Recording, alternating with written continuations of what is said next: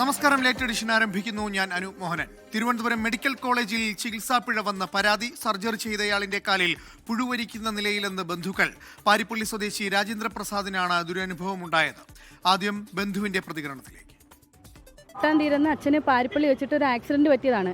അച്ഛൻ ജോലിക്ക് പോകുന്ന ടൈമിൽ മറ്റൊരു ബൈക്ക് കൊണ്ടുവന്ന് ഇടിച്ച് ആക്സിഡന്റ് പറ്റി. പാരിപ്പള്ളി നമ്മുടെ മെഡിക്കൽ കോളേജ് പാരിപ്പള്ളിയിലാണ്, പാരിപ്പള്ളി ഉള്ളതാണ്.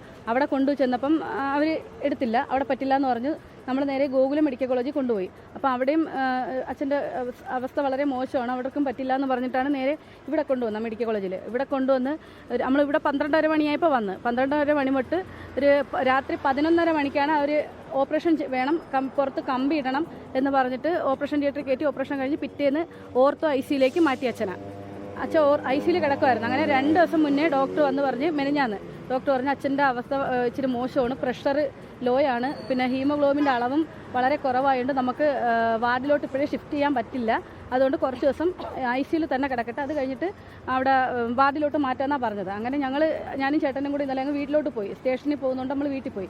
അമ്മയും മോനും കൂടെയാണ് അച്ഛനെ നോക്കാനായിട്ട് ഇവിടെ നിന്നത്. അപ്പോൾ ഇന്നൊരു ഉച്ച ആയപ്പോഴത്തേക്ക് അവർ ICUയിൽ നിന്ന് വന്ന ആൾ വന്ന് പറഞ്ഞു അച്ഛൻ്റെ ആരെങ്കിലും 2 പേര് ചെല്ലാൻ പറഞ്ഞു. ചെന്നിട്ട് അവർ അവിടെ നിന്നൊരു 20-ാം വാർഡിലേക്ക് മാറ്റി അച്ഛനെ. ജിബിൻ JB തിരുവനന്തപുരത്ത് നിന്ന് വിവരങ്ങളുമായി ചേരുന്നുണ്ട്. ജിബിൻ, ഗുരുതരമായ ആരോപണമാണ്, ചികിത്സാ പിഴവെന്നാണ് ഇപ്പോൾ ബന്ധുക്കൾ പറയുന്നത്. അതും ഈ ഓപ്പറേഷൻ കഴിഞ്ഞ കാലിൽ പുഴുവരിക്കുന്നു എന്ന് പറയുമ്പോൾ അത് ഗുരുതരമായ ആരോപണം തന്നെയാണ്. എന്നാണ് ഈ ഓപ്പറേഷൻ കഴിഞ്ഞത്? കൂടുതൽ വിവരങ്ങൾ എങ്ങനെയാണ്? അമൽ, ഗുരുതരമായ ആരോപണം തന്നെയാണ് ഇപ്പോൾ മെഡിക്കൽ കോളേജ് ആശുപത്രിക്ക് എതിരെ ഉയർന്നിരിക്കുന്നത്. നേരത്തെ പറഞ്ഞതുപോലെ തന്നെ 28-ാം തീയതി ഒരു വാഹന അപകടം പറ്റിയാണ് രാജേന്ദ്ര പ്രസാദിനെ ഇങ്ങോട്ടേക്ക് തിരുവനന്തപുരം മെഡിക്കൽ കോളേജിലേക്ക് കൊണ്ടുവരുന്നത്. അന്ന് തന്നെ ഓപ്പറേഷൻ നടന്നു. പക്ഷേ പിന്നീട് നടന്ന സംഭവങ്ങൾ എന്തൊക്കെയാണെന്ന് അവരുടെ മരുമകൾ ഇപ്പോൾ ഉണ്ട്, അവരോട് തന്നെ ചോദിക്കാം. ചേച്ചി, 28-ന് നിങ്ങൾ ആശുപത്രിയിലേക്ക് കൊണ്ടുവരുന്നു, പിന്നീട് എന്താണ് മെഡിക്കൽ കോളേജിൽ സംഭവിച്ചത്? 28-ാം തീയതി വന്ന് അന്ന് രാത്രി 11:30 തന്നെ അച്ഛൻ്റെ സർജറി കഴിഞ്ഞു. പുറത്ത് കമ്പിയിട്ട് പിറ്റേന്ന് തന്നെ ഓർത്തോ ICUയിലേക്ക് മാറ്റിയായിരുന്നു. അവിടെ കിടക്കുമായിരുന്നു. അപ്പോൾ ഡോക്ടർ പറഞ്ഞെന്ന് വെച്ചാൽ കുറച്ച് ദിവസം അച്ഛൻ അവിടെ കിടക്കട്ടെ, അച്ഛന് പ്രഷർ ലോയാണ്, പിന്നെ ഹീമോഗ്ലോബിൻ്റെ അളവും വളരെ കുറവാണ്, അതുകൊണ്ട് പെട്ടെന്ന് വാർഡിലോട്ട് ഷിഫ്റ്റ് ചെയ്യാൻ പറ്റൂല, അതുകൊണ്ട് ICUയിൽ തന്നെ കിടക്കട്ടെന്നാണ് പറഞ്ഞത്. അപ്പോൾ അവിടെ കിടക്കുമായിരുന്നു ICUയിൽ. പെട്ടെന്ന് ഇന്ന് ഒരു മുന്നറിയിപ്പും ഇല്ലാതെയാണ് ഇന്ന് ഉച്ചയായപ്പം വന്ന് പറയുന്നത് 2 പേര് ചെന്നിട്ട് പേഷ്യൻറ്റിനെ ഷിഫ്റ്റ് ചെയ്യണമെന്നും പറഞ്ഞിട്ട് 20-ാം വാർഡിലോട്ട് മാറ്റിയത്. അവിടെ വാർഡിൽ മാറ്റിയപ്പം അമ്മയും മോനും മാത്രമേ ഇന്നുള്ളായിരുന്നു. അങ്ങനെ കൊച്ചു വന്ന് മോനാണ് കണ്ടത് ഇതെനക്ക് കാലിൽ പുഴു കണ്ടത്. അച്ഛനെ ആക്സിഡന്റ് പറ്റിയത് 28-ാം തീയതിയാണ് ആക്സിഡന്റ് പറ്റി. അന്ന് നിങ്ങൾ ഈ പുഴു കാണുന്നു, പിന്നീട് ആശുപത്രി അധികൃതർ പറഞ്ഞപ്പോൾ അവരുടെ ഭാഗത്ത് നിന്ന് എന്ത് സമീപനമാണ് ഉണ്ടായത്? പുഴുവിനെ കണ്ട് മോൻ ചെന്ന് പറഞ്ഞപ്പോൾ അവർ പറഞ്ഞെന്ന് വെച്ചാൽ നിൽക്ക്, ഞങ്ങൾ വരാം, ക്ലീൻ ചെയ്യാം, കുഴപ്പമില്ല എന്ന് പറഞ്ഞു അവർ വിട്ടു. വന്ന് 1 മണിക്കൂർ കഴിഞ്ഞിട്ടും ആരും വരാഞ്ഞുകൊണ്ട് വീണ്ടും 2ാമത് ചെന്ന് ചോദിച്ചു ഇതെനക്ക് ആരും വന്നിട്ടില്ല എന്ന് പറഞ്ഞപ്പോൾ ഒരു മരുന്നിന് എഴുതി കൊടുത്തു. ഇന്ന് ഒരു ഉച്ചയ്ക്കാണ് ഈ പുഴുവിനെ കണ്ടെന്ന് വെച്ചാൽ നമ്മുടെ ICU വാർഡിലോട്ട് മാറ്റിയതിന് ശേഷം. അതിനു മുമ്പ് കുഴപ്പമില്ലായിരുന്നു, ICUയിൽ കിടന്നപ്പോൾ സംഭവിച്ചതാണിത്, ഈ പുഴുവായത്. വിശദീകരണം പറയുന്നത് എന്താണ് അവർ പറയുന്നതെന്ന് വെച്ചാൽ ഇൻഫെക്ഷൻ ആയതാണ്. എന്താണ്, ഈച്ച വന്നിരുന്ന് അതിൽ മുട്ടയിട്ട് അത് പുഴുവായതെന്നാണ് അവർ പറയുന്നത്. അങ്ങനെയാണ് ICUയിൽ കിടന്ന രോഗിയുടെ കാലിൽ ഈച്ച വന്നിരുന്ന് മുട്ടയിട്ട് പുഴുവായി പോയി എന്നാണ് ഡോക്ടർ പറഞ്ഞത്. ഇവിടെ അഡ്മിറ്റ് ആയിട്ട് 5 ദിവസമായി. നിങ്ങൾ 3 മണിക്ക് പരാതി പറയുന്നു, എത്ര മണിക്കാണ് ഇത് ക്ലീൻ ചെയ്യാൻ എത്തുന്നത്? 8:30. അത് പാരിപ്പള്ളിയിൽ നിന്ന് ഞങ്ങൾ കൊച്ചു വിളിച്ചിട്ട് പറഞ്ഞു അമ്മ എനിക്ക് പേടിയാവുന്നു, അച്ഛൻ്റെ കാലിൽ ഇതിനൊക്കെ പുഴുണ്ട്, ആരും വന്ന് നോക്കുന്നില്ല, അമ്മ പെട്ടെന്ന് എനിക്ക് പേടിയാവുന്നെന്ന് മോൻ വിളിച്ചപ്പോഴത്തേക്ക് ഞങ്ങളിവിടെ വന്നപ്പോൾ 8 മണി കഴിഞ്ഞ് ഞങ്ങളിവിടെ വന്ന് പ്രശ്നം ഉണ്ടാക്കിയതിന് ശേഷമാണ് ഒരു ഡോക്ടർ വന്ന് സംസാരിച്ചിട്ട് അച്ഛനെ കൊണ്ടുപോയി കാലിൽ ഡ്രസ്സ് ചെയ്തിട്ട് ഇപ്പോൾ കൊണ്ടുവന്ന് 15-ാം വാർഡിൽ കിടത്തിയേക്കുന്നത്. എന്തെങ്കിലും പരാതി കൊടുത്തിട്ടുണ്ടോ എവിടെയെങ്കിലും? ഞങ്ങളിപ്പോൾ പരാതി ഞങ്ങൾ കൊടുത്തില്ല, കാരണം ഇത് ആർക്കാണ് പരാതി കൊടുക്കേണ്ടത് എന്താണെന്ന് ഞങ്ങൾക്ക് അറിയില്ല. ഞങ്ങൾക്ക് ഇവിടുത്തെ ഒന്നും അറിയില്ല, കാരണം ആരുടെ നമുക്കൊന്നും ചോദിക്കാൻ പറ്റൂല. ഇവിടെ തൂക്കാൻ നിൽക്കുന്ന ആൾ തൊട്ട് അങ്ങോട്ടുള്ള ആൾക്കാരെടുത്ത് നമുക്ക് വാതുറന്നൊന്നും ചോദിക്കാൻ പറ്റില്ല, കാരണം ഇല്ല ജയിലിൽ കിടക്കുന്ന കുറ്റവാളികളുടെ അടുത്താണ് പെരുമാറൂലേ, ആ രീതിയാണ് അവർ നമ്മളത് എന്ന് വെച്ചാൽ മനുഷ്യനെ കണ്ടിട്ടില്ലാത്ത രീതിയിലാണ് അവർ സംസാരിക്കുന്നത്. ഇല്ല അടിക്കാൻ നിൽക്കുന്നതാണൊക്കെ. ICUയിൽ തന്നെ തുടരണമെന്നാണ് പറഞ്ഞിരുന്നത്. പക്ഷെ അവർ പെട്ടെന്നാണ് ഇന്ന് വന്നിട്ട് എനിക്ക് തോന്നുന്നു ഈ പുഴുവങ്ങാണ്ട് ആയപ്പോഴത്തേക്ക് അവർ അവിടെ നിന്ന് അച്ഛനെ കൊണ്ടുവന്ന് വാർഡിലോട്ട് തള്ളിയതാണെന്നാണ് എനിക്ക് തോന്നുന്നത്. അറിയായിരിക്കും, കാരണം അവരല്ലേ ഇത് കാണുന്നുള്ളൂ. നമുക്ക് ICUയിൽ നമുക്ക് കയറാനോ അച്ഛനെ നോക്കാനോ പറ്റൂലല്ലോ. ജസ്റ്റ് ഒന്ന് പാഡ് മാറ്റാനോ അല്ലെങ്കിൽ ആഹാരം എന്തെങ്കിലും കൊടുക്കുന്ന ടൈമിൽ മാത്രമേ ഇല്ല നിർത്തത്തില്ല. ICUയിൽ ആരെയും നിർത്തത്തില്ല. നേരത്തെ പറഞ്ഞൊരു കാര്യമുണ്ട്, കാരണം രോഗിയുടെ അവസ്ഥ മോശമാണെന്ന് കഴിഞ്ഞ ദിവസം പറഞ്ഞിരുന്നു, എന്നിട്ട് പെട്ടെന്നാണ് ഇന്ന് വാർഡിലേക്ക് കൊണ്ടുവന്നു എന്ന് പറയുന്നു അല്ലേ? അതെ, ഇന്നലെ വരെ പറഞ്ഞെന്ന് വെച്ചാൽ ICU തന്നെ തുടരട്ട്, കുറച്ച് ദിവസം ICU കിടക്കണം, അച്ഛൻ്റെ നില ഇച്ചിരി മോശമാണ്, അതുകൊണ്ട് എങ്ങോട്ടും മാറ്റാൻ പറ്റൂല, അവിടെ തന്നെ കിടക്കട്ടെന്ന് പറഞ്ഞവരാണ് ഇന്ന് ഒരു മുന്നറിയിപ്പും കൂടാതെ പെട്ടെന്ന് കൊണ്ടുവന്ന് വാർഡിൽ കളഞ്ഞത്. കാരണം അവർ പുഴു അരിച്ചത് കൊണ്ടായിരിക്കാം, കൊണ്ടുവന്ന് വാർഡിലോട്ട് മാറ്റിയെന്നാണ് നമുക്ക് തോന്നുന്നത്. രോഗിയുടെ അവസ്ഥ എങ്ങനെയുണ്ട്? രോഗിയുടെ അവസ്ഥ അച്ഛൻ ആഹപ്പാട് തളർന്ന ഒരു അവശനാണ്. കാരണം അച്ഛന് വയ്യ, നട്ടലിന് ഒരു 2 പൊട്ടലുണ്ട്, വാരിയലിന് 1 പൊട്ടലുണ്ട്. അച്ഛന് കിടക്കുന്നിടത്തുനിന്ന് ജസ്റ്റ് ഒന്ന് അനങ്ങാൻ പോലും പറ്റത്തില്ല. ആ കാല് അത്രയ്ക്കും വികൃതമായിട്ട് പുഴു അരിച്ച് കിടക്കണം. ഇപ്പോഴാണ് ആ ഡ്രസ്സ് ചെയ്തൊന്ന് അച്ഛനെ അവിടോട്ട് കൊണ്ടുവന്ന് കിടത്തിയത്. ആണ് നിയമ നടപടിയായിട്ട് മുന്നോട്ട് പോകാൻ തന്നെയാണ് തീരുമാനം. കാരണം ഇത് നാളെ വേറൊരാൾക്കും ഈ ഒരു അവസ്ഥ ഉണ്ടാവരുത്. മെഡിക്കൽ കോളേജ് നമുക്കൊരു മനുഷ്യൻ്റെ ജീവൻ ഇവിടെ ഒരു വിലയില്ലെങ്കിൽ പിന്നെ എന്തുവാ? ഇത്രയും ഒരു മനുഷ്യൻ കിടന്ന് 5 ദിവസം കൊണ്ട് കിടന്ന് വേദന തിന്നുവാണ്. നിങ്ങൾക്ക് ആ കാല് കാണുമ്പോഴേ അതിൻ്റെ അവസ്ഥ മനസ്സിലാവും. ഞാൻ കയറി കണ്ടതാണ്, അതുകൊണ്ട് എനിക്കറിയാം. അത്രയ്ക്കും വേദന തിന്ന ആ മനുഷ്യൻ ഇതിനകത്ത് കിടക്കുവാണ്. ഒരു വിലയുമില്ല ഒരു ജീവന്. അതാണ് ഇവിടുത്തെ സംഭവം. ഇവിടുത്തെ കാര്യം പറയാതിരിക്കുന്നതാണ് ഭേദം. കാരണം തൂക്കാൻ നിൽക്കുന്ന ആൾ മുതൽ അങ്ങോട്ട് വരെ എല്ലാവരുടെയും വായിരിക്കുന്ന ചീത്തയും ഇതും അവർ വെറും നികഷ്ടമായിട്ടാണ് നമ്മുടെ അടുത്തൊക്കെ പെരുമാറുന്നത്. നമുക്ക് അവരുടെ അടുത്തൊന്നും ചോദിക്കാനോ എന്തെങ്കിലും ഒന്നും മിണ്ടാനോ ഒന്നും പറ്റില്ല. അവർ ഇല്ല കൊല്ലാൻ നിൽക്കുന്ന കണക്കാണ് ആൾക്കാരോട്. ഡോക്ടർമാരുടെ ഭാഗത്തു നിന്നും ഇതേ സമീപനമായിരുന്നു. ഇപ്പം നമ്മൾ വിളിച്ചപ്പോൾ ഒരു ഡോക്ടർ ചൂടായാണ് സംസാരിച്ചത്. അപ്പം നമ്മൾ ഞാനാണ് സംസാരിച്ചത്. ഞാനും നല്ല രീതിയിൽ ചൂടായി തന്നെ സംസാരിച്ച. അപ്പോൾ അയാളുടെ ഭാഗം ന്യായീകരിക്കുന്നത്. അപ്പോഴാണ് പറയുന്നത് ഇത് ഈച്ച വന്നിരുന്നു, മുട്ടയിട്ട് പുഴുവായതാണ്, അത് ഇങ്ങനെയൊക്കെ. നമ്മൾ വന്നപ്പോൾ ഒരു കിഷോർ, നമ്മുടെ ഫയലിനകത്ത് എഴുതിയേക്കുന്ന ഡോക്ടറിന്റെ പേര് കിഷോർ എന്നാണ്. പക്ഷേ ഇപ്പം വന്നത് ആ ഡോക്ടർ അല്ല, ഇപ്പം അവിടെ ഇരുന്ന് ഏതോ ഡ്യൂട്ടി ഡോക്ടർ എങ്ങാണ്ടാണ് വന്നത്. ഓക്കെ അമൽ, അത് തന്നെയാണ്. ഗുരുതരമായ ആരോപണങ്ങളാണ് ഇപ്പോൾ ഉന്നയിച്ചിരിക്കുന്നത്. കാരണം ഇതൊരു ചികിത്സാ പിഴവ് മാത്രമല്ല, മെഡിക്കൽ കോളേജിലുള്ള ഉദ്യോഗസ്ഥരുടെ ഭാഗത്തു നിന്നുണ്ടായ അനാസ്ഥ, അത് ന്യായീകരിക്കുന്നതിന് വേണ്ടി അവർ ഉണ്ടായ സാഹചര്യങ്ങൾ മറച്ചുവെച്ചു എന്നുള്ള ഗുരുതരമായ ആരോപണങ്ങളാണ്. അതുമാത്രമല്ല 28-ാം തീയതിയാണ് പാരിപ്പള്ളിയിൽ വെച്ച് രാജേന്ദ്ര പ്രസാദിന് ഒരു അപകടം ഉണ്ടാവുകയും പ്രാഥമിക ഘട്ടത്തിൽ പാരിപ്പള്ളി മെഡിക്കൽ കോളേജിലും ഗോകുലം മെഡിക്കൽ കോളേജിലും ചികിത്സയ്ക്ക് എത്തിക്കുന്നത്. അവിടെ നിന്നാണ് അന്ന് ഉച്ചയോടുകൂടി തിരുവനന്തപുരം മെഡിക്കൽ കോളേജ് ആശുപത്രിയിലേക്ക് എത്തിക്കുന്നത്. 28-ാം തീയതി രാത്രി 11 മണിക്കാണ് ശസ്ത്രക്രിയയ്ക്കായി ഓപ്പറേഷൻ തിയേറ്ററിലേക്ക് കയറ്റുകയും ചെയ്തത്. കഴിഞ്ഞ ഒരാഴ്ചയായി അദ്ദേഹം തിരുവനന്തപുരം മെഡിക്കൽ കോളേജിൽ ചികിത്സയിലാണ്. കഴിഞ്ഞ ദിവസമാണ് കുടുംബത്തെ മെഡിക്കൽ കോളേജ് അധികൃതർ ഒരു വിവരം അറിയിക്കുന്നത്. രാജേന്ദ്ര പ്രസാദിന്റെ ആരോഗ്യനില മോശമാണെന്നുള്ള വിവരം അറിയിക്കുന്നു.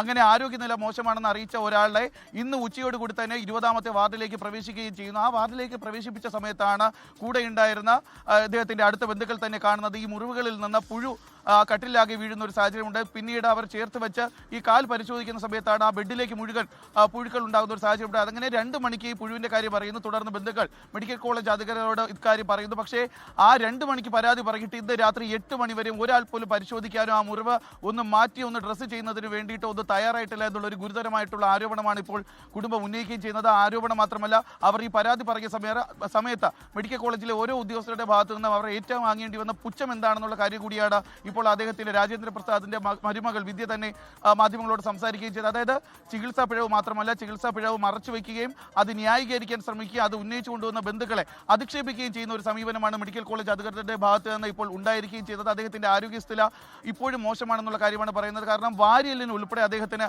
പൊട്ടലേറ്റിട്ടുണ്ട്, പരിക്കേറ്റിട്ടുണ്ട്, കാലിൽ പൊട്ടലുണ്ട്. കാലിലെ പൊട്ടലിന് മാത്രമാണ് ശസ്ത്രക്രിയ നടത്തിയത്. അതിനുശേഷം കമ്പിയിട്ടു. ഈ കമ്പിയിട്ടതിന് ശേഷം ആ മുറിവ് വെച്ച് കെട്ടിയെടുത്താണ് ഇപ്പോൾ പുഴു ഉണ്ടായിരിക്കുകയും ജിബിൻ ഈ പറഞ്ഞതിൽ അവർ ഇപ്പോൾ നമ്മളോട് സംസാരിച്ചതിൽ 24നോട് സംസാരിച്ചതിൽ ഇത് ഏറ്റവും പ്രധാനപ്പെട്ട കാര്യം എന്ന് പറയുന്നത് ഈ പുഴുവരിച്ചു എന്ന് 3:30 പറയുന്നുണ്ട്. ഈ 3:30 ഇടയ്ക്ക് ഇത്തരത്തിൽ പറഞ്ഞെങ്കിലും 8 മണി ആകുകയാണ്. അപ്പോൾ ഈ സമയങ്ങളിലെല്ലാം അവർ ഇവരെ ബന്ധപ്പെടുന്നുണ്ടാവും, ഈ ആശുപത്രി അധികൃതരെ അല്ലെങ്കിൽ നഴ്സുമാരെ ബന്ധപ്പെടുന്നുണ്ടാവും. ആരും അങ്ങോട്ട് തിരിഞ്ഞു നോക്കിയില്ല എന്നുള്ള ആരോപണം അത് വളരെ ഗുരുതരമാണ് എന്നുള്ളതാണ് ഏറ്റവും പ്രധാനപ്പെട്ട കാര്യം. രണ്ടാമത്തെ കാര്യം ഈ പറഞ്ഞത് ഇപ്പോൾ ഈ പ്രതികരണത്തിൽ പറഞ്ഞിരുന്നു അവിടെ ഉള്ള സ്റ്റാഫുകളുടെ പെരുമാറ്റം. ഈ പെരുമാറ്റം വളരെ മോശമാകുമ്പോൾ ഒന്നാമത് ആശുപത്രിയിലേക്ക് എത്തുന്നത് വളരെ വലിയ പ്രശ്നങ്ങളുമായി, അതിൽ ഈ പറഞ്ഞ കട്ടിലിൽ കിടക്കുന്ന ആളുടെ ആരോഗ്യസ്ഥിതി, അതുമായി ബന്ധപ്പെട്ട വിഷമങ്ങൾ അല്ലെങ്കിൽ മറ്റ് പ്രശ്നങ്ങൾ, ഇതെല്ലാം കൊണ്ട് ആശുപത്രിയിലേക്ക് വരുന്നവരോട് ഈ മോശമായ പെരുമാറ്റം, ഇത്രയും ക്രൂരമായി അല്ലെങ്കിൽ ഇത്രയും പ്രശ്നങ്ങൾ അനുഭവിച്ച് വേദന അനുഭവിച്ച് കിടക്കുന്ന ആളിനോടും ഒപ്പം നിൽക്കുന്ന ആൾക്കാരോടും ഇത്തരത്തിലുള്ള മനോഭാവം പുലർത്തുന്നതും വളരെ മോശമാണ് എന്ന് തന്നെ പറയേണ്ടിയിരിക്കുന്നു. അമല തന്നെയാണ്. കാരണം നമ്മൾ ഒരു അസുഖം വന്ന ആശുപത്രിയിലേക്ക് എത്തിക്കഴിഞ്ഞാൽ അവിടെ മരുന്ന് ലഭിക്കുന്നതിന് മുമ്പ് നമ്മൾ കാണുന്ന ഡോക്ടർ, നഴ്സുമാർ, നമുക്ക് ശുശ്രൂഷ നൽകുന്നവർ, ഇവരുടെ ഭാഗത്തു നിന്നുണ്ടാകുന്ന സമീപനങ്ങൾ, അവരുടെ ഒരു വാക്ക് കൊണ്ട് പോലും പലപ്പോഴും നമ്മുടെ അസുഖങ്ങൾ പോലും എത്ര വലിയ പരിക്കാണെങ്കിൽ പോലും അത് ഭേദപ്പെടുന്ന അല്ലെങ്കിൽ അത് താൽക്കാലികമായിട്ടെങ്കിലും ഒരു ശമനം ലഭിക്കുന്നതാണ് സാധാരണ സാഹചര്യം. പക്ഷേ ഇവിടെ ഇത്രയും വലിയൊരു ഗുരുതരമായിട്ടുള്ള അനാസ്ഥ ഉണ്ടാകുന്ന ഒരു ശസ്ത്രക്രിയ കഴിഞ്ഞ് 7 ദിവസം ICUവിൽ കടന്ന ഒരു രോഗിയുടെ കാലിലാണ് പുഴു വരിച്ചിരിക്കുന്നത്. അതുപോലും അവർ മറച്ചു വെച്ചുകൊണ്ട് ഇന്ന് ഗുരുതരമായി പരിക്കേറ്റു എന്ന് പറയുന്ന ഒരാളെ വീണ്ടും വാർഡിലേക്ക് കൊണ്ട് കിടത്തുന്നു, വാർഡിലേക്ക് കിടത്തിയ ആൾക്കാർ ഇത്തരത്തിൽ പുഴുവരിച്ചു എന്ന് പറഞ്ഞാൽ അതും 2 മണിക്കാണ് ഇത്തരത്തിലൊരു കണ്ടെത്തൽ നടത്തി കുടുംബം ആശുപത്രി അധികൃതരെ ഇക്കാര്യം അറിയിക്കുകയും ചെയ്തത്. പക്ഷേ 2 മണിക്ക് അറിയിച്ചിട്ടും പിന്നീട് വൈകിട്ട് 8 മണി വരെ അതിലൊരു നടപടി ഉണ്ടാകാൻ കാത്തിരിക്കേണ്ടി വന്നിരുന്നു. ആ നടപടി ഉണ്ടാകാൻ കാത്തിരുന്നത് മാത്രമല്ല, ആ സമയത്ത് ആശുപത്രിയിലെ ഓരോ അധികൃതരുടെ ഭാഗത്ത്, പ്രത്യേകിച്ച് ഡോക്ടർ മുതൽ നേരത്തെ അവർ പറഞ്ഞതുപോലെ ഏറ്റവും താഴ്ത്തട്ടിലുള്ള ജീവനക്കാരുടെ ഭാഗത്തു നിന്ന് വരെ അവർ കേൾക്കേണ്ടി വന്ന അധിക്ഷേപങ്ങൾ അത് തന്നെയാണ് അവർ എടുത്തു പറയുന്നത്. പക്ഷേ ഇതിൽ ഏറ്റവും എടുത്തു പറയേണ്ട ഒരു കാര്യമുണ്ട്. കാരണം അമൽ, ഐസിയുലായിരുന്നു ഈ ഒരു രോഗി. ഐസിയുലായിരുന്ന ഈ ഒരു രോഗിയുടെ കാലിൽ പുഴു വന്നത് ഐസിയുൽ ഉണ്ടായിരുന്ന ഡോക്ടറോ അവരെ ചികിത്സിച്ചിരുന്ന നഴ്സുമാരോ കണ്ടിട്ടില്ല എന്നുള്ളതാണ് ഗുരുതര ആരോപണം. അതിലെ അവരുടെ ന്യായീകരണമാണ് എടുത്തു പറയേണ്ടത്. കാരണം ഐസിയുൽ കിടന്ന ഒരു രോഗിയുടെ മുറിവിൽ ഈച്ച വന്നിരിക്കുന്നു, ഈച്ച മുട്ടയിട്ട് അത് പെറ്റുപെരുകിയതാണ്, പുഴുവായി മാറിയിരിക്കുന്നത്. ഇത് ഒരു ഡോക്ടറാണ് അവരോട് പറഞ്ഞിരിക്കുന്നത് എന്നുള്ളതാണ്. കാരണം എന്തിനാണ് പിന്നെ ഐസിയുൽ ഒരു രോഗിക്ക് ചികിത്സ നൽകുന്നത്? അതാണ് ഏറ്റവും വലിയ പോയിന്റും അത് തന്നെയാണ്. ആ സംവിധാനം തന്നെ എന്ത് ചെയ്യണം എന്നുള്ളൊരു ചോദ്യമാണ്, അല്ലെങ്കിൽ ആ സംവിധാനത്തെ തന്നെ കുറ്റം പറയേണ്ട ഒരു കാര്യമാണ്. കാരണം ICUവിൽ ഈച്ച വരുന്നു, ആ ഈച്ച ഒരു മുറിവിലിരിക്കുന്നു, മുറിവിൽ ഈച്ച മുട്ടയിടുന്നു, ആ മുട്ട ഇട്ടതിന് ശേഷമാണ് ഇത്തരത്തിൽ പുഴു ഉണ്ടാകുന്നത് എന്ന് പറയുന്നത് ഒരു വലിയ ആരോപണം. ഒപ്പം തന്നെ ഇത് അറിയിച്ചിട്ടും ആരും അങ്ങോട്ട് തിരിഞ്ഞു നോക്കിയില്ല. മണിക്കൂറുകൾ, ഏകദേശം 5 മണിക്കൂറോളം ആരും അങ്ങോട്ട് തിരിഞ്ഞു നോക്കിയില്ല. ഈ അവിടെയുള്ള സ്റ്റാഫുകളുടെ മനോഭാവം, ഇത് സർക്കാർ മെഡിക്കൽ കോളേജിനെ പറ്റിയാണ് പറയുന്നത് എന്നുള്ളതാണ് ഏറ്റവും പ്രധാനപ്പെട്ട കാര്യം. ഇതൊക്കെ എന്ന് മാറും, എന്ന് ശരിയാകും എന്നുള്ളത് അറിയില്ല. ഇതൊക്കെ ശരിയാകണം, ശരിയായേ പറ്റൂ. സാധാരണക്കാരൻ്റെ ആശ്രയമാണ് ഇത്തരത്തിലുള്ള ആശുപത്രികൾ. ഈ ആശുപത്രിയിൽ നിന്നൊന്നും ഇത്തരത്തിലുള്ള മനോഭാവങ്ങൾ വച്ചു പൊറുപ്പിക്കാനാകില്ല എന്നുള്ളത് തന്നെയാണ് ഏറ്റവും പ്രധാനപ്പെട്ട കാര്യവും. മറ്റൊരു വാർത്തയിലേക്ക് കൂടി പോവുകയാണ്. തിരുവനന്തപുരം മെഡിക്കൽ കോളേജിൽ നിന്ന് മറ്റൊരു വാർത്ത കൂടി വരുന്നുണ്ട്. ആശുപത്രിയിൽ ചികിത്സയിലിരിക്കെ കട്ടിലിൽ നിന്ന് വീണ് പരിക്കേറ്റ രോഗി മരിച്ച സംഭവത്തിൽ അസ്വാഭാവിക മരണത്തിന് കേസെടുത്തിരിക്കുകയാണ് പോലീസ്. കൊല്ലം പേരയം സ്വദേശി വിൽഫ്രഡ് ആണ് മരിച്ചത്. ആശുപത്രിയുടെ ഭാഗത്ത് വീഴ്ച ഉണ്ടായിട്ടില്ലെന്നാണ് മെഡിക്കൽ കോളേജ് അധികൃതരുടെ വിശദീകരണം. രോഗി BP കൂടി കട്ടിൽ നിന്നും വീണതാണെന്ന് കുടുംബവും പ്രതികരിച്ചിട്ടുണ്ട്. ജിബിൻ തന്നെ വിവരങ്ങളുമായി ചേരുന്നുണ്ട്. ജിബിൻ, തിരുവനന്തപുരം മെഡിക്കൽ കോളേജിൽ മറ്റൊരു സംഭവ വികാസം കൂടി ഇന്ന് നടന്നിരിക്കുകയാണ്. എന്നാൽ അത് രോഗി BP കൂടി കട്ടിൽ നിന്ന് വീണ് മരിച്ചതെന്നാണ് ഇപ്പോൾ ആശുപത്രി അധികൃതർ വ്യക്തമാക്കുന്നത്.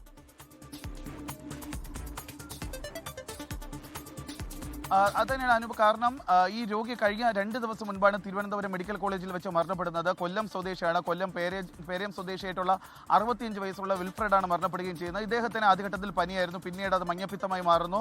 കൊല്ലത്ത് തന്നെയുള്ള ഒരു പ്രാഥമിക ആരോഗ്യ കേന്ദ്രത്തിലും സ്വകാര്യ ആശുപത്രിയിലും ചികിത്സയിലായിരുന്നു. പിന്നീട് ഈ മഞ്ഞപ്പിത്തം മൂർച്ഛിച്ച് അത് കരളിനെ ബാധിക്കുന്നു, കിഡ്നിയെ ബാധിക്കുന്നു. അതിനുശേഷമാണ് തിരുവനന്തപുരം മെഡിക്കൽ കോളേജ് ആശുപത്രിയിലേക്ക് എത്തിക്കുന്നത്. ഇവിടെ എത്തുന്ന സമയത്ത് തന്നെ രോഗിയുടെ രോഗാവസ്ഥ മൂർച്ഛിച്ചതായിരുന്നു. പിന്നീട് അദ്ദേഹം പലതരത്തിലുള്ള അസ്വസ്ഥതകൾ പ്രകടിപ്പിച്ചിരുന്നു. അദ്ദേഹത്തിന്റെ മകനാണ് ഒപ്പം ഇരിക്കുകയും ചെയ്തത്. പല സന്ദർഭങ്ങളിലും രോഗി ഇരിക്കുകയും ചെയ്യുന്ന സാഹചര്യം ഉണ്ടായി. അങ്ങനെ ചാടി എണീക്കുന്ന സമയത്ത് BP കുറഞ്ഞ തറയിൽ വീഴുന്ന സമയത്ത് തറയിൽ ഇടിക്കുകയായിരുന്നു എന്നാണ് ഇപ്പോൾ മകൻ നേരത്തെ 24-നോട് സംസാരിച്ചപ്പോൾ പറഞ്ഞത്. അങ്ങനെയാണ് പിന്നീട് അദ്ദേഹത്തെ ICUവിലേക്കും അതിനുശേഷം വെന്റിലേറ്ററിലേക്ക് മാറ്റിയത്. ഏകദേശം ഈ അപകടം നടന്ന് 1 മണിക്കൂറിനകം തന്നെ വിൽഫ്രഡിന്റെ മരണവും സംഭവിക്കുകയായിരുന്നു. പക്ഷേ കുടുംബം ഇതുവരെയും ഇത് സംബന്ധിച്ചൊരു പരാതി നൽകിയിട്ടില്ല. നേരത്തെ നമ്മൾ കുടുംബത്തിനോട് സംസാരിച്ച സമയത്ത് അവർ പറഞ്ഞത് അച്ഛന്റെ രോഗാവസ്ഥ മൂർച്ഛിച്ചതിന് ശേഷമാണ് തിരുവനന്തപുരം മെഡിക്കൽ കോളേജിൽ പ്രവേശിപ്പിച്ചതെന്നും ആശുപത്രി അധികൃതരുടെ അനാസ്ഥ മൂലമല്ല, പക്ഷേ രോഗി എണീക്കാൻ ശ്രമിക്കുന്നതിനിടയിൽ തലയിടിച്ച് വീഴുകയായിരുന്നു എന്നാണ് കുടുംബം പറയുന്നത്. പക്ഷേ ഇപ്പോൾ മെഡിക്കൽ കോളേജ് പോലീസ് ഇതൊരു അസ്വാഭാവിക മരണത്തിന് മെഡിക്കൽ കോളേജ് പോലീസ് അസ്വാഭാവിക മരണത്തിന് കേസെടുത്തുവെങ്കിലും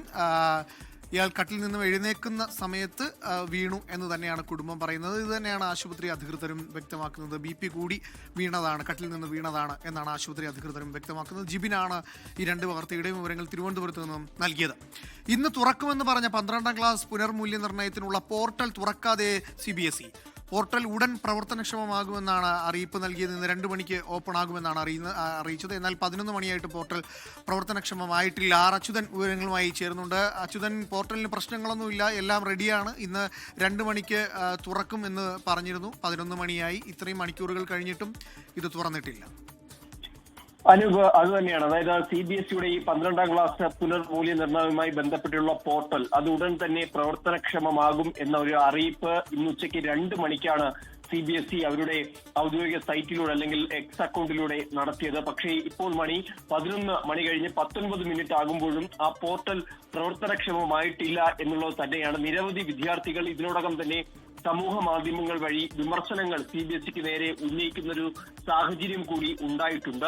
എന്തായാലും ഇതുവരെയും ആ പോർട്ടൽ പ്രവർത്തനക്ഷമമാക്കാൻ ഇതുവരെയും സാധിച്ചിട്ടില്ല. ഇന്ന് തന്നെ പുനർമൂല്യനിർണ്ണയ പോർട്ടൽ തുറക്കുമെന്നായിരുന്നു CBSE അറിയിച്ചത്. എന്നാൽ ഇപ്പോഴും ചില തകരാറുകൾ നിലനിൽക്കുന്നു എന്നൊരു സൂചന കൂടിയാണ് ഇതിന് പിന്നാലെ ലഭിക്കുന്നത്. എന്തായാലും ഈ വിഷയത്തിൽ CBSEയുടെ ഒരു വിശദമായിട്ടുള്ള റിപ്പോർട്ട് സമർപ്പിക്കാൻ കേന്ദ്ര വിദ്യാഭ്യാസ മന്ത്രാലയം നിർദ്ദേശിച്ചിട്ടുണ്ട്.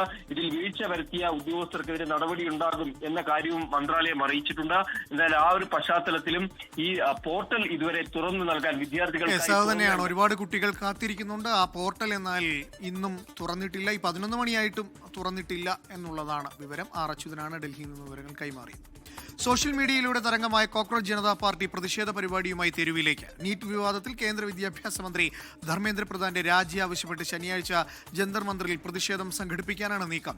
പ്രതിഷേധത്തിൽ അണിചേരാൻ CJP സ്ഥാപകൻ അഭിജിത് ദീപ് കെ സമൂഹ മാധ്യമങ്ങളിലൂടെ ആഹ്വാനം ചെയ്തു. इतने बड़े ब्लंडर के बाद भी अगर एजुकेशन मिनिस्टर रिजाइन नहीं करते तो इसका मतलब इस देश में अकाउंटेबिलिटी नाम की कोई चीज़ बची ही नहीं है। ऐसा लगता है कि सिस्टम जितनी चाहे उतनी गलतियां कर सकता है और उसके लिए कोई कॉन्सिक्वेंसेस है ही नहीं। सारे कॉन्सिक्वेंसेस स्टूडेंट्स के लिए है। ऐसा कब तक चलेगा?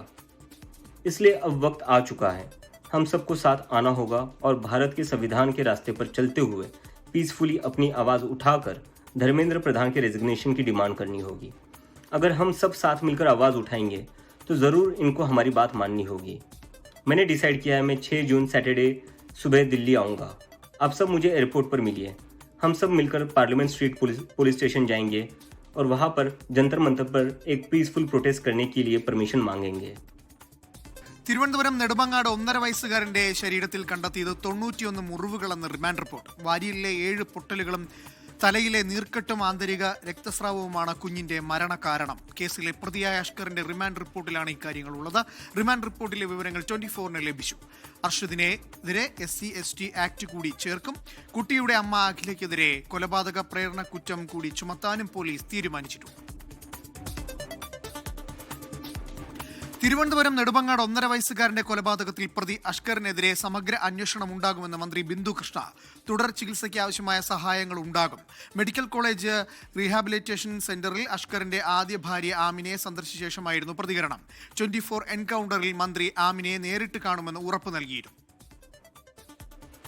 മുഖ്യപ്രതി അഷ്കറിന്റെ ആദ്യ ഭാര്യയായ ആമിന നേരിടേണ്ടി വന്ന ശാരീരിക പീഡനം, ചിറയൻകീഴ് സ്വദേശിയായ യുവതിയുടെ മരണം തുടങ്ങിയ ആരോപണങ്ങളിൽ സമഗ്ര അന്വേഷണം ഉണ്ടാകുമെന്നാണ് വനിതാ ശിശുക്ഷേമ വകുപ്പ് മന്ത്രി ബിന്ദു കൃഷ്ണയുടെ ഉറപ്പ്. പ്രത്യേക അന്വേഷണ സംഘത്തെ നിയോഗിക്കാനുള്ള ഇടപെടൽ നടത്തും. സർക്കാർ ആമിനയ്ക്കും കുടുംബത്തിനുമൊപ്പമെന്നും പ്രതികരണം.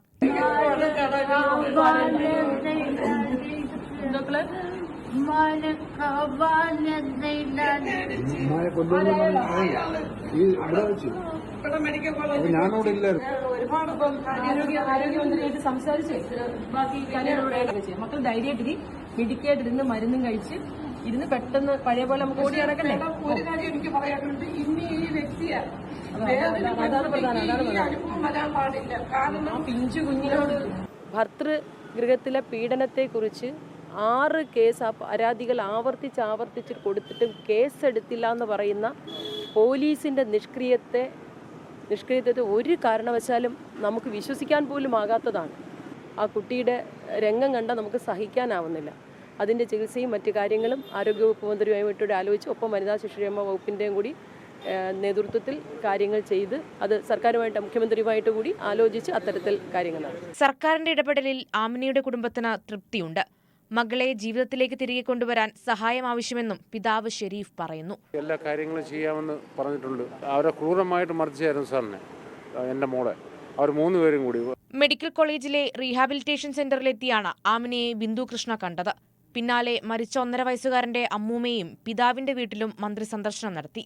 പിതാവിന്റെ വീട്ടിലാണ് കുഞ്ഞിന്റെ സംസ്കാര ചടങ്ങുകൾ നടന്നത്. 24 തിരുവനന്തപുരം. തിരുവനന്തപുരം അട്ടംകുളങ്ങര സെൻട്രൽ ഹൈസ്കൂൾ കോമ്പൗണ്ടിലെ കെട്ടിടം തകർന്നു വീണു. സമഗ്ര ശിക്ഷ കേരളയുടെ ഓഫീസ് കെട്ടിടത്തിന്റെ ഒരു ഭാഗമാണ് തകർന്നത്. സംഭവത്തിൽ വിദ്യാഭ്യാസ മന്ത്രി N. ശംസുദ്ദീൻ റിപ്പോർട്ട് തേടി. കോർപ്പറേഷൻ ഫിറ്റ്നസ് കൊടുത്ത കെട്ടിടങ്ങളിൽ ഉൾപ്പെടുന്ന കെട്ടിടമല്ല തകർന്നതെന്ന് മേയർ VV രാജേഷ് പ്രതികരിച്ചു.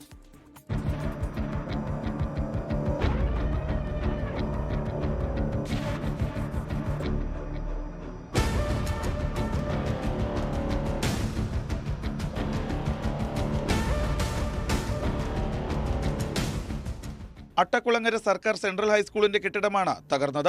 അപകടത്തിൽ ആർക്കും പരിക്കില്ല. പല കെട്ടിടങ്ങളായുള്ള സ്കൂളിന്റെ ഒരു കെട്ടിടത്തിന്റെ പകുതിയോളം വരുന്ന ഭാഗമാണ് തകർന്നു വീണത്.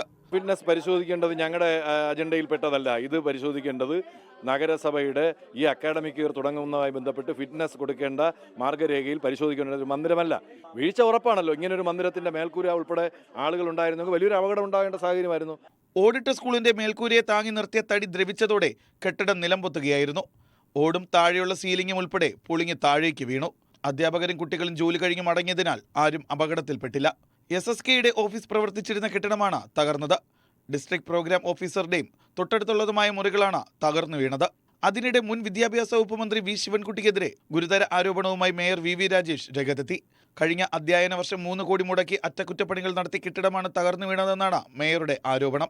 മുൻമന്ത്രി മറുപടി പറയണം. 2020-ലും 2025-ലുമായി ഏകദേശം 3 കോടി രൂപ മുടക്കി പുതുക്കപ്പണിത കെട്ടിടമാണ്. രേഖകളുണ്ട്. ബഹുമാനപ്പെട്ട മുൻ വിദ്യാഭ്യാസ മന്ത്രി ശ്രീ ശിവൻകുട്ടി ഉദ്ഘാടനം ചെയ്ത് ആന്റണി രാജു അധ്യക്ഷത വഹിച്ചെന്നാണ് ഈ ബിൽഡിങ്ങിൻ്റെ മുൻപിൽ കല്ലിൽ എഴുതി വച്ചിരിക്കുന്നത്. അങ്ങനെയുള്ള ഒരു കെട്ടിടം മാസങ്ങൾ കഴിഞ്ഞപ്പോൾ തന്നെ ഇങ്ങനെ തകർന്നു വീണതിനെക്കുറിച്ച് കോർപ്പറേഷൻ അന്വേഷണം നടത്തും. കെട്ടിടത്തിന്റെ മറ്റു ഭാഗങ്ങളും പൊളിഞ്ഞു വീഴാൻ പാകത്തിൽ അപകട നിലയിലാണ്. അതിനാൽ തന്നെ പ്രദേശത്തേക്ക് പ്രവേശിക്കുന്നവരോട് മുൻകരുതലെടുക്കാൻ നിർദ്ദേശിച്ചിട്ടുണ്ട്. സീലിംഗ് ചെയ്തും പെയിന്റ് അടിച്ചും പുറമേക്ക് മോടി പിടിപ്പിച്ച നിലയിലായിരുന്നു കെട്ടിടമുണ്ടായിരുന്നത്. കെട്ടിടത്തിന് ഫിറ്റ്നസ് സർട്ടിഫിക്കറ്റ് ഉണ്ടായിരുന്നില്ല. 24 തിരുവനന്തപുരം. രാജ്യത്ത് വാണിജ്യ ആവശ്യത്തിനുള്ള പാചകവാതക സിലിണ്ടർ വില വീണ്ടും കൂട്ടി. 19 കിലോ സിലിണ്ടറിന് കൊച്ചിയിൽ 46 രൂപയാണ് കൂട്ടിയത്. ഇതോടെ ഹോട്ടൽ കാറ്ററിംഗ് സർവീസുകൾ കൂടുതൽ പ്രതിസന്ധിയിലായി. ഗാർഹിക സിലിണ്ടർ വിലയിൽ മാറ്റമില്ലെങ്കിലും വർധന ഉണ്ടാകുമോ എന്ന ആശങ്കയിലാണ് ജനങ്ങൾ. വലിയൊരു ചതിയാണ് നമ്മളോട് പ്രത്യേകിച്ച് ഈ ടൗൺഷിപ്പിൽ താമസിക്കുന്ന നഗരവാസികളോട് ചെയ്യുന്നത്. കാരണം അവർക്ക് യാതൊരു തരത്തിലും വേറൊരു ഓപ്ഷനില്ല. അവർക്ക് only they have to use the gas. വില കൂടി വരുമ്പം ഇത് ഭയങ്കര ബുദ്ധിമുട്ടാണ്. അത് മാത്രമല്ല ഈ ഗ്യാസിന് വില കൂടുന്നതനുസരിച്ച് എല്ലാത്തിനും വില കൂടി. ഇപ്പോൾ പറഞ്ഞ ഒരു ചായക്ക് 22 രൂപ കൊടുക്കണമെന്ന്. ഇപ്പം നമുക്ക് പുറത്ത് പോയി ഒരു 22 രൂപയ്ക്ക് ഒരു ചായ കുടിക്കാൻ പറ്റുമോ? ഗ്യാസ് ആണെങ്കിൽ ഇപ്പോൾ ഒരു മാസം കഴിഞ്ഞാൽ കിട്ടുന്നില്ല. അതിന് ബുദ്ധിമുട്ടാണ്. ഞങ്ങൾക്ക് വിറകടുപ്പൊന്നും ഈ ഫ്ലാറ്റിൽ ഉപയോഗിക്കാൻ പറ്റാത്ത സ്ഥിതി എന്നെക്കൊണ്ട് ഗ്യാസ് ഇല്ലാണ്ട് ഞങ്ങൾക്ക് പറ്റൂല. അതാണ് വില കൂടി വരികയാണ്. പിന്നെ പാലിനാണെങ്കിൽ ചായ ഇല്ലാണ്ട് ഞങ്ങൾക്ക് ജീവിക്കാനേ പറ്റൂല. അപ്പോൾ പാലിനും ഇങ്ങനെ വില കൂടിയിട്ടുണ്ടെങ്കിൽ എന്താ ഞങ്ങൾ ചെയ്യുക? സാധാരണക്കാരായ ഞങ്ങൾക്ക് ജീവിക്കാൻ ബുദ്ധിമുട്ടാണ്. നമുക്ക് മന്ത്ലി ഒരു സാലറി നമുക്ക് ഓൾറെഡി ഉണ്ട്. അപ്പം ഇങ്ങനെ ഒരു ഗ്യാസിന് വില കൂടുമ്പോൾ പാലിനും വില കൂടുമ്പോൾ നമ്മളൊരു മന്ത്ലി കൊണ്ടുപോകുന്ന അതെല്ലാം താഴേക്ക് പോവുകയാണ് ചെയ്യുന്നത്. അപ്പോൾ ഇത് ഭയങ്കര ഒരു ബുദ്ധിമുട്ട് തന്നെയാണ്. മിൽമയുടെ പാലിന്റെ പുതുക്കിയ വില പ്രാബല്യത്തിൽ വന്നു. നീല കവറുള്ള പാലിന് 30 രൂപയാണ് പുതിയ വില. ലിറ്ററിന് 4 രൂപയാണ് വർദ്ധിപ്പിച്ചത്. മിൽമ തൈരിന് കിലോയ്ക്ക് 10 രൂപ കൂട്ടി.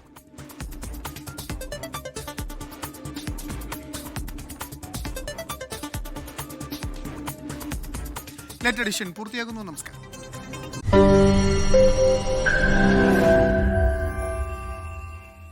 ലോകത്തെവിടെയായാലും ഏത് സമയത്തും 24 വാർത്തകളും ഓഗ്മെന്റഡ് റിയാലിറ്റി പാക്കേജുകളും എക്സ്പ്ലെയിനറുകളും വിശദമായി കാണാൻ ഞങ്ങളുടെ YouTube ചാനൽ നിങ്ങൾക്ക് സബ്സ്ക്രൈബ് ചെയ്യാം.